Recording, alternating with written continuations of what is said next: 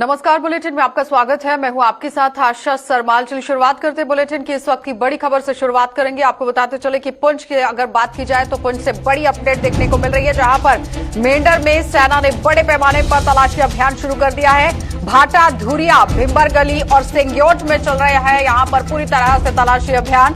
Rajouri Poonch highway को भी यातायात के लिए बंद कर दिया गया है। इससे पहले आप देखिए आतंकी किस तरह से वहां पर सक्रिय देखे जा रहे हैं। राजौरी और पुंछ हाईवे की बात करें तो मुकम्मल तरीके से इसे बंद कर दिया गया है, लेकिन मेंढर में सेना ने बड़े पैमाने पर सर्च ऑपरेशन शुरू कर दिया है और भाटा, धुरिया, भिंबर गली और साथ ही साथ सिंग्योट में तलाशी अभियान चलाया जा रहा है। और उससे पहले भी आतंकी किस तरह से यहां पर काम करते हुए नजर आए हैं ये सबके सामने। लेकिन उससे भी बड़ी खबर आप देखिए पुंछ से मेंढर से देखने को मिल रही है, जहां पर बड़ी अपडेट आपको बताना बहुत जरूरी है कि आखिर किस तरह से ग्राउंड पर सूरत हाल बनते हुए नजर आ रहे हैं। क्योंकि मेंढर सब डिवीजन के भाटा दुड़िया इलाके में सुरक्षा बलों और आतंकियों के बीच एक बार फिर से मुठभेड़ शुरू हो गई थी और गुरुवार की अगर बात करें तो यहां आतंकियों ने सुरक्षा बलों पर पूरी तरह से फायरिंग भी की है, जिसका माकूल तरीके से जवाब भी दिया गया। लेकिन उससे पहले ही आप ये समझिए कि आतंकी किस तरह से राजौरी और पुंछ के अंदर अब सक्रिय देखे जा रहे हैं, ये बड़ा सवाल बनता हुआ नजर आ रहा है। इससे पहले भिंबर गली की बात करें, सिंग्योट इलाके की बात करें, सर्च ऑपरेशन वहां पर चलाया जा रहा है। और ज्यादा जानकारी के लिए हमारे संवाददाता तारिक हमारे साथ जुड़ चुके हैं। तारिक, इस वक्त की क्या कुछ अपडेट है? जिला पुलिस का जो अपना मेंढर का इलाका है भाटा दूड़िया, जो उस इलाके में जो है गुज़श्ता रोज जो है वहां पे फायरिंग वगैरह हुई थी मिलिटेंटों के साथ, मतलब आमना सामना हुआ था, जिसमें हमारे कुछ जवान जो है वहां पे जख्मी हो गए थे। और उसके बाद जो है बीती रात जो है वहाँ पूरा इलाका को फौज और एसओजी और डिस्ट्रिक्ट पुलिस ने पूरे इलाका को मासरा में लिया हुआ है। ये वही ग्रुप है जो गुज़श्ता दिनों जिन्होंने तेरा गली और उसके बाद जो है अपना राजौरी के जो उस इलाका में जो अपना उधर से क्रॉस हो इधर इस इलाका भाटा दूड़िया और सिंग्योट इलाका में ये घुसने की इंचार्ज थी, जिसकी वजह से इस इलाका के अंदर फौज ने पूरी तरह उस इलाका को मासरे में लेकर और इस टाइम जो वहां पे है। तारिक, ये तो हो गए कल का वाकया, और पिछले दिनों क्या कुछ हुआ, ताजा स्थिति क्या है वहां पर? इस टाइम ये जो नेशनल हाईवे राजौरी पुंछ है, जो इसको पूरी तरीके से क्लोज किया हुआ है और इस पर पूरी सेना जो है इसका सर्च पूरे इलाका के अंदर चल रहा है। कोई भी मूवमेंट, किसी गाड़ी की कोई भी मूवमेंट उस इलाके के अंदर नहीं हो रही है। लेकिन सवाल यहाँ पर यह है कि अचानक से आतंकी आ जाते हैं, ताबड़तोड़ फायरिंग शुरू हो जाती है और उसके बाद उनका कोई अता पता नहीं चल पा रहा।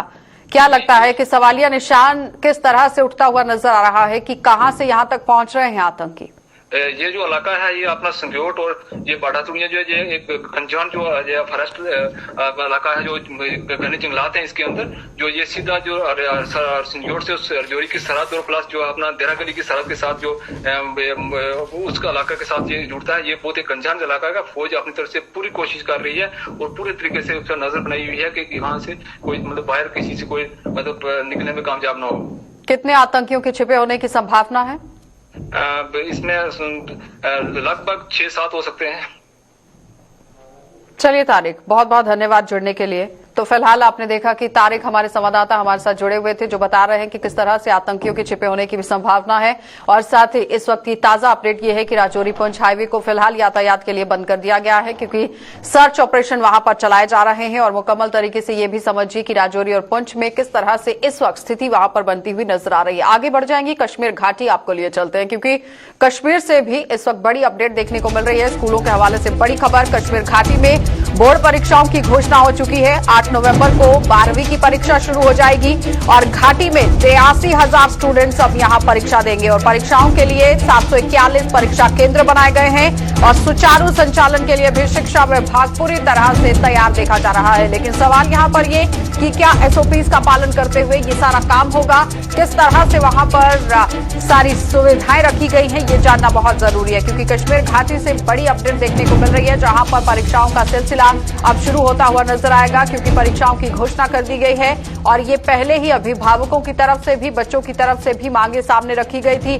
कि वो घर के अंदर पढ़ नहीं पा रहे हैं, अपने एग्जाम्स नहीं दे पा रहे हैं। लेकिन अब परीक्षा केंद्रों में किस तरह से यहां पर हुजूम उमड़ेगा, ये देखने वाली बात है। क्योंकि घाटी में 83,000 स्टूडेंट्स अब यहां परीक्षा देंगे और परीक्षा के लिए 741 परीक्षा केंद्र बनाए गए हैं। और 8 नवंबर को 12वीं की परीक्षा यहां शुरू हो जाएगी और और सबसे बड़ा सवाल यहां पर यह है कि जिस तरह से कोरोना को मद्देनजर रखते हुए एसओपीज का पालन करना बहुत जरूरी है, तो देखना यह होगा कि क्या स्कूल प्रशासन की तरफ से, शिक्षा विभाग की तरफ से किस तरह से कदम जो है वो उठाए जा रहे हैं। इसी खबर पर ज्यादा बातचीत के लिए हमारे साथ इरफान फाजिल जुड़ चुके हैं। इरफान, मेरी आवाज पहुंच रही है?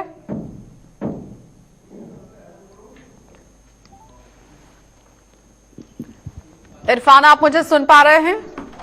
चलिए, फिलहाल आपको बताते चले कि इरफान से अपडेट लेना बहुत जरूरी है, क्योंकि सरकारी स्कूलों को भी खोलने की बात सामने रखी गई थी, जिसमें 10वीं और 12वीं के बच्चों को स्कूल के अंदर बुलाकर यहां पढ़ाने की बात रखी गई थी। लेकिन कश्मीर घाटी में बोर्ड परीक्षाओं की अब नई घोषणा देखने को मिल रही है, जिसमें 8 नवंबर को 12वीं की परीक्षा शुरू हो जाएगी और घाटी में 83,000 स्टूडेंट्स यहां पर भाग लेंगे। 741 केंद्र बनाए गए हैं जहां पर बच्चों की ये परीक्षा होगी और सुचारू संचालन के लिए शिक्षा विभाग भी पूरी तरह से तैयार हो चुका है। क्या कुछ तैयारियां यहां पर शिक्षा विभाग की तरफ से की गई हैं? इरफान फाजिल हमारे साथ जुड़ चुके हैं। इरफान, किस तरह से पूरी तैयारियां की गई हैं परीक्षाओं को लेकर? देखिए आशा, अगर मैं बात करूं जिस तरीके से पहले कोविड-19 पैंडेमिक के साथ साथ जो एग्जामिनेशंस भी पहले पोस्टपोन हुए और बाद में उसमें ऑनलाइन में ही उसे तब्दील कर दिया गया, मगर अब बड़ी खबर यह आ रही है कि 10वीं जमात और 12वीं जमात के जो एग्जाम जो है, खासतौर पे जो इम्तिहानात है वो नवंबर के महीने में लिए जाएंगे, जिसमें डेट मुकर्रर कर दी गई है 3rd वीक ऑफ नवंबर। और इसमें बताया जो आंकड़ा जा रहा है वो 83,000 के करीब जो बच्चे हैं इसमें पार्टिसिपेट करेंगे। और साथ ही साथ जो ज्वाइंट डायरेक्टर, जो ज्वाइंट सेक्रेटरी है बोर्ड के, उन्होंने ये भी बताया है कि मंडे के दिन जो है 12th क्लास के एग्जामिनेशंस का जो डेट शीट है बच्चों के लिए निकल जाएगा। साथ ही साथ इसमें 741 एग्जामिनेशन सेंटर्स तय कर दिए गए हैं और एग्जामिनेशन सेंटर्स के हवाले से ये भी हम आपको बताना चाहेंगे, जो भी एग्जामिनी हैं जो एग्जाम लेंगे और एग्जामिनेशन हॉल्स को लेकर 50% कैपेसिटी स्टूडेंट्स को लेकर सीटिंग फैसिलिटी जो है उसमें तय कर दी गई है। साथ ही साथ अगर देखा जाए तो इस बीच जो 10th क्लास के एग्जाम्स है, क्योंकि 10th क्लास के एग्जाम्स को लेकर भी खबर है कि उसके भी एग्जाम्स होने जा रहे हैं, मगर बताया जा रहा है कि वो 3rd वीक ऑफ नवंबर में, यानी 3rd वीक ऑफ, जी बताइए। परीक्षा के लिए घोषणा कर दी गई है, लेकिन क्या एसओपीज का पालन मुकम्मल तरीके से वहां पर हो पाएगा? देखिए आशा, मैं यही आपसे कहने जा रहा था कि एक साइड से एग्जामिनेशंस के डेट जो है उसे मुकर्रर कर दिया गया है, मगर तफसीलात के हवाले से मैं आपको एक और बात ये भी बताना चाहूंगा कि 70% अटेम्प्ट जो है एग्जामिनेशंस में जो क्वेश्चनियर के बारे में बताया गया है, 30% जो है रिलैक्सेशन। मगर इसमें एक और चीज ऐड की गई है, जबकि एग्जामिनेशन 3 घंटे का होता है, इसमें बच्चों को 2.5 घंटे का ही मौका मिलेगा। अब रही बात एसओपीज को लेकर, अब रही बात जो इस वक्त कोविड-19 चल रहा है, तो इस बीच सरकार की तरफ से मुकम्मल तौर पे गाइडलाइंस प्रोवाइड की गई है और उन्हें फॉलो भी करना है। बच्चों को मास्क लगा के ही एंट्री मिलेगी, हैंड ग्लाउजेस जो है वो लगाने होंगे, साथ में सैनिटाइजर्स वगैरह भी रखने होंगे और इसमें 50% सीटिंग कैपेसिटी, क्योंकि एक साइड से कोविड चल रहा है, दूसरे साइड से जब बच्चे एग्जाम देने के लिए जाएंगे, कह सकते हैं कि एक एग्जामिनेशन हॉल के साथ साथ एक अथॉरिटी के लिए भी काफी डिफिकल्ट है, काफी चैलेंजिंग है, क्योंकि अब देखा जाए तो जब 3rd वेव के साथ साथ बात चल रही है, अब एग्जाम्स होंगे और एग्जाम्स को लेकर ये सारे मेजर प्रिकॉशंस लेना बहुत ज्यादा जरूरी है। और इसके साथ साथ एक और खबर ये भी है कि क्लास 11th के जो एग्जाम्स है, क्योंकि काफी ज्यादा बच्चे ये भी इस वक्त सोच रहे हैं कि शायद इन बिटवीन एग्जामिनेशंस 11th के भी होंगे, मगर बोर्ड ने यह मुकर्रर कर दिया है, क्लियर कर दिया है इस बात को कि पहले 10th और 12th के एग्जाम्स होंगे और उसके बाद ही 11th के एग्जाम्स लिए जाएंगे। लेकिन इरफान, यहां पर सवाल यह है कि जिस तरह से पूरी सुविधाएं होनी चाहिए वो की तो गई हैं, लेकिन सवाल यहां पर यह है कि आने वाले समय में जब परीक्षा शुरू होती है उस वक्त कितना काम होगा और कितना एसओपीज का पालन होगा, ये देखने वाली बात है। लेकिन इरफान, सवाल यहां पर यह कि जो पेपर 3 घंटे में होना है उसको घटाकर 2.5 घंटे पर ले आया गया है, क्या लगता है कि बच्चे उसमें मुकम्मल तरीके से अपना काम कर पाएंगे? देखिए आशा, मैं अगर बात करूं यहां पर, जबकि 3 घंटे का जब टाइम है तो वहां पर 100% सिलेबस 100% अटेम्प्ट भी करने हैं क्वेश्चंस, मगर यहां पर अब रिलैक्सेशन 70% को दी गई है, तो इसीलिए यहां पर 2.5 घंटे का टाइम जो है मुकर्रर कर दिया गया है। अब यहां पर 30% रिलैक्सेशन भी है, क्योंकि पहले अगर देखा जाए 100% अटेम्प्ट करना पड़ता था, अब 70% के साथ साथ टाइम को भी इसलिए ही घटा दिया गया है ताकि बच्चे 2.5 घंटे में ही 70% जो है क्वेश्चनियर को कंप्लीट करें और अपने पेपर्स को कंप्लीट करें। चलिए इरफान, इरफान, बहुत बहुत धन्यवाद जुड़ने के लिए। तो फिलहाल आपने देखा कि इरफान फाजिल हमारे साथ जुड़े हुए थे, जो पूरी जानकारी दे रहे हैं कि किस तरह से सूरत हाल बनते हुए नजर आ रहे हैं, क्योंकि ये बच्चों की, अभिभावकों की पुरानी यहाँ पर मांग रही कि बच्चों के लिए स्कूलों को खोला जाए, उनकी पढ़ाई को यहाँ पर शुरू किया जाए। लेकिन इस वक्त आप देखिए कि 12वीं की परीक्षाएं अगर हो रही हैं, उनकी घोषणा की गई है, तो मुकम्मल तरीके से सुविधाएं भी यहाँ रखी गई है। आगे बढ़ जाएंगे, अब आपको लद्दाख लिए चलते हैं, क्योंकि लद्दाख से भी बड़ी अपडेट देखने को मिल रही है, जहां पर मुकम्मल तरीके से आप देखिए किस तरह से फिर लद्दाख और केंद्रीय गृह मंत्रालय के बीच यहां गतिरोध बन गया है। और ले एक्सपर्ट, जो कि एपेक्स बॉडी है, ले एपेक्स बॉडी ने गतिरोध के लिए गृह मंत्रालय को जिम्मेदार बता दिया है और भाजपा ने राज्य का दर्जा बहाल करने से किनारा कर दिया है। संवैधानिक सुरक्षा का समर्थन वो कर रहे हैं और ले एपेक्स बॉडी ने राज्य का दर्जा बहाल करने, संवैधानिक सुरक्षा को लेकर आंदोलन की भी यहां धमकी दे दी है। और इससे पहले भी आपने देखा था कि लेह एपेक्स बॉडी किस तरह से धरना प्रदर्शन करती हुई नजर आई थी। उन्होंने पहले गुपकार अलायंस के साथ भी बातचीत की, लेकिन इस वक्त आप देखिए बड़ी अपडेट जो लद्दाख से देखने को मिल रही है, वो फिर से लद्दाख और केंद्रीय गृह मंत्रालय के बीच गतिरोध एक बार फिर से बनता हुआ नजर आ रहा है। और साथ ही साथ लेह एपेक्स बॉडी ने गतिरोध के लिए गृह मंत्रालय को ही जिम्मेदार ठहरा दिया है कि गृह मंत्रालय की तरफ से काम सही से नहीं हुआ, जिसकी वजह से गतिरोध यहां पनपता हुआ नजर आ रहा है। तो भाजपा ने राज्य का दर्जा बहाल करने की बात सामने रखी है, इससे किनारा वो करते हुए नजर आए।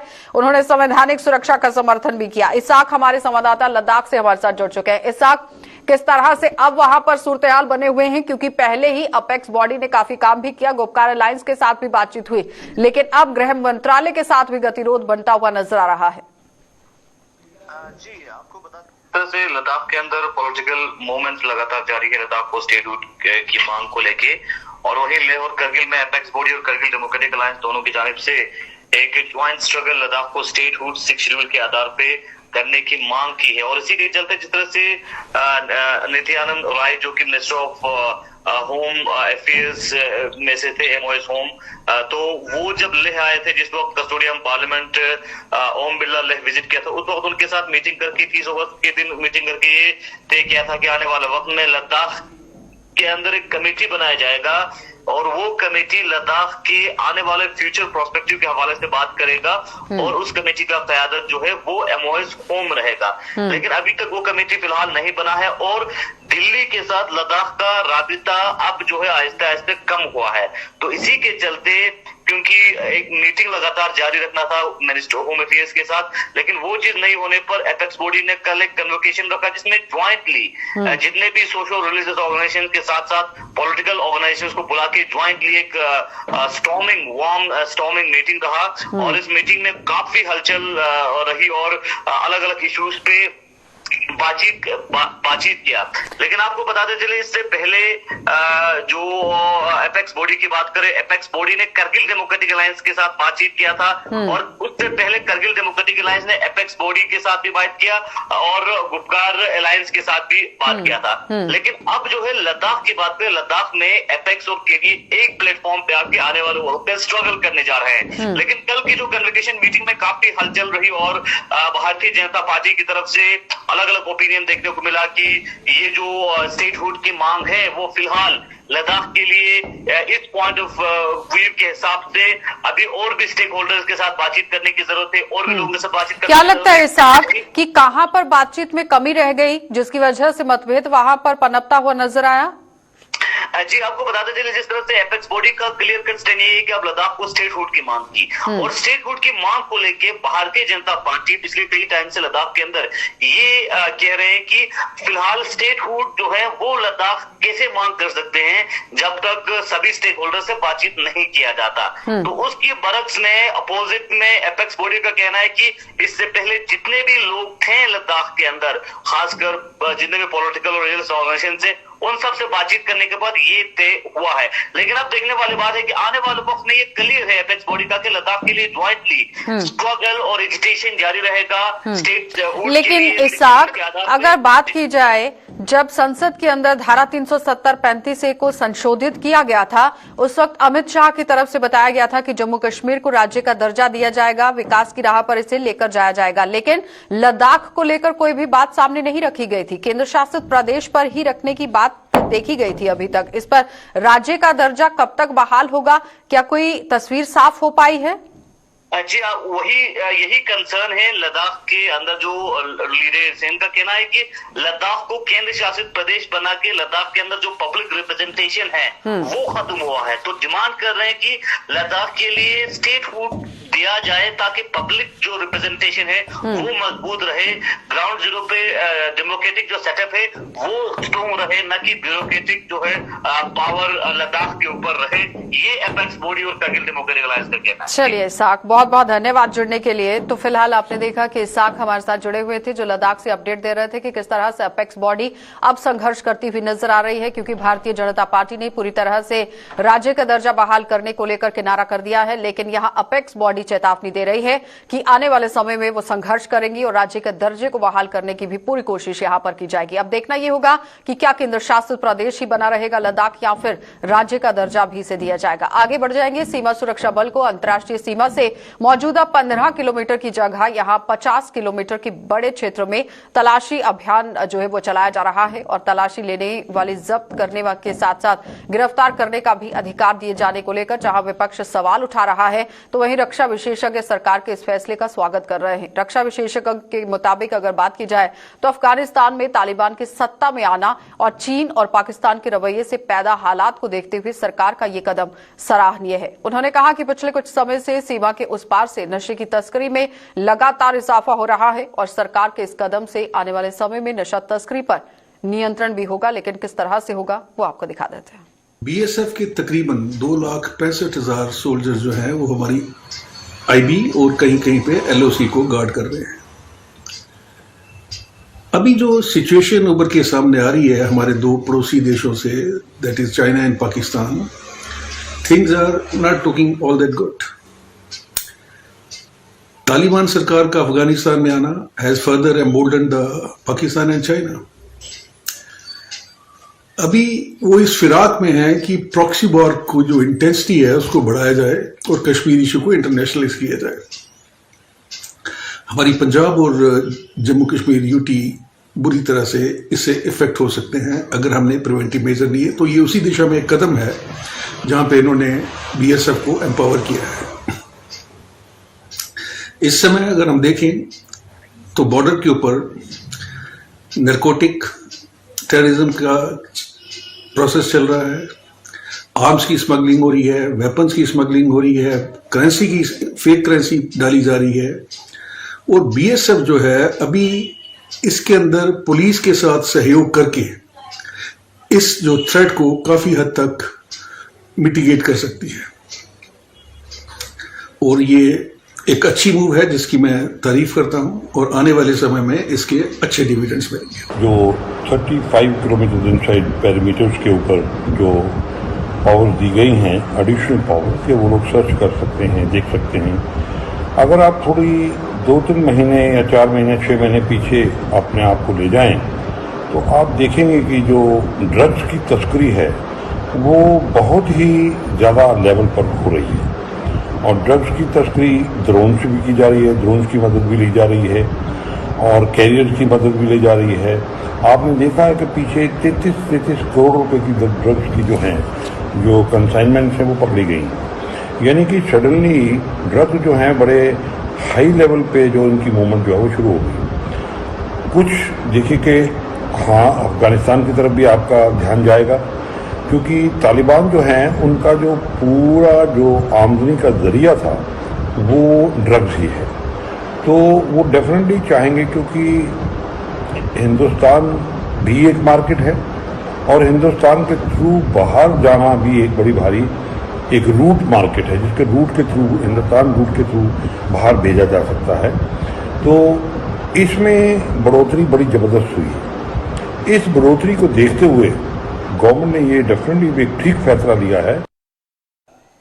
तो मौजूदा समय में जम्मू का उद्योग बुरे दौर से गुजर रहा है। भारी मंदी के कारण जम्मू के उद्योग पर संकट के बादल मंडरा रहे हैं। उद्योगपतियों के मुताबिक कोरोना महामारी ने पहले ही जम्मू के उद्योग की कमर तोड़कर रख दी है और रही सही यहां कसर जीएसटी ने पूरी कर दी है। उद्योगपतियों का आरोप है कि कोरोना महामारी के साथ साथ जीएसटी ने जम्मू के उद्योग को सबसे अधिक प्रभावित किया है। इसके अलावा और क्या कुछ कहना था उद्योगपतियों का, देखिए। दिन हर साल के बाद जो सिचुएशन है वह बद से बदतर होती जा रही है। उसके कुछ कारण है।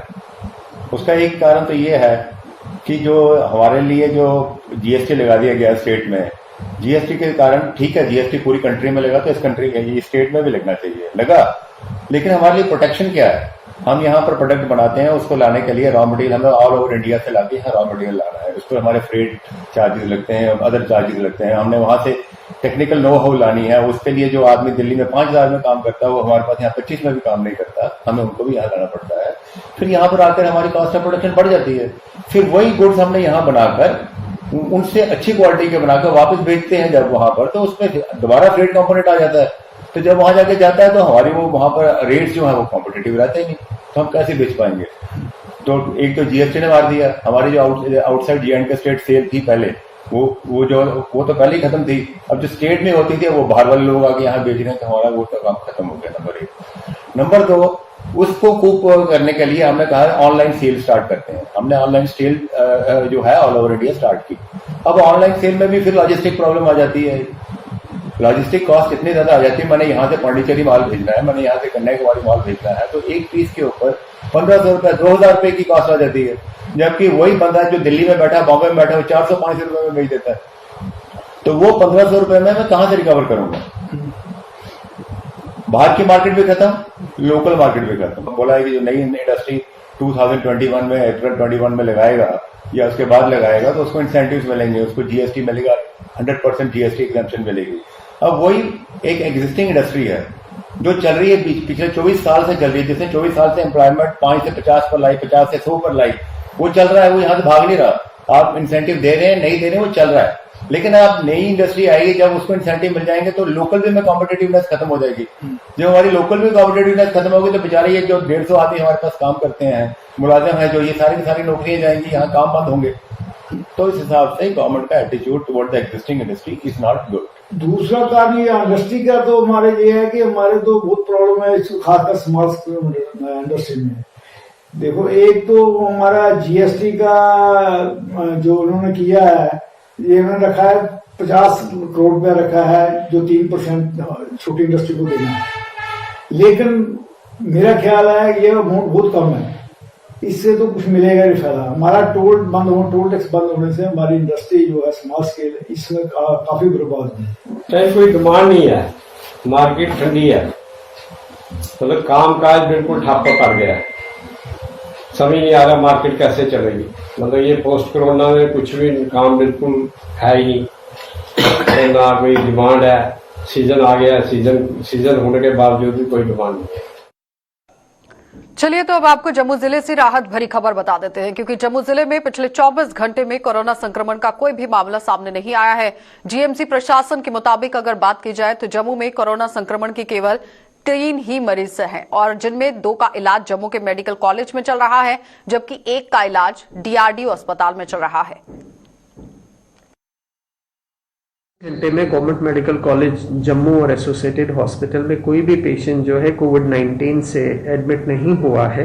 हमारे पास कुल मिला के 3 पेशेंट्स जो हैं एडमिटेड हैं, जिनमें से 2 patients government medical college Bakshi Nagar वाले हॉस्पिटल में हैं, और 1 पेशेंट जो है DRDO जो कोविड हॉस्पिटल है भगवती नगर में एडमिट है। आपके माध्यम से जैसे पहले भी बार बार ये रिक्वेस्ट की जाती है कि हमें कोविड अप्रोप्रिएट बिहेवियर का खास ध्यान रखना चाहिए, साथ साथ में वैक्सीनेशन जो है अपना शेड्यूल पूरा कर लेना चाहिए, और तीसरी बात है कि अगर सिम्टम्स किसी के होते हैं तो जल्दी से जल्दी जो है किसी भी नजदीकी गवर्नमेंट हॉस्पिटल में जाके टेस्टिंग करा के अगर पॉजिटिव होते हैं तो ट्रीटमेंट करवा लेना चाहिए।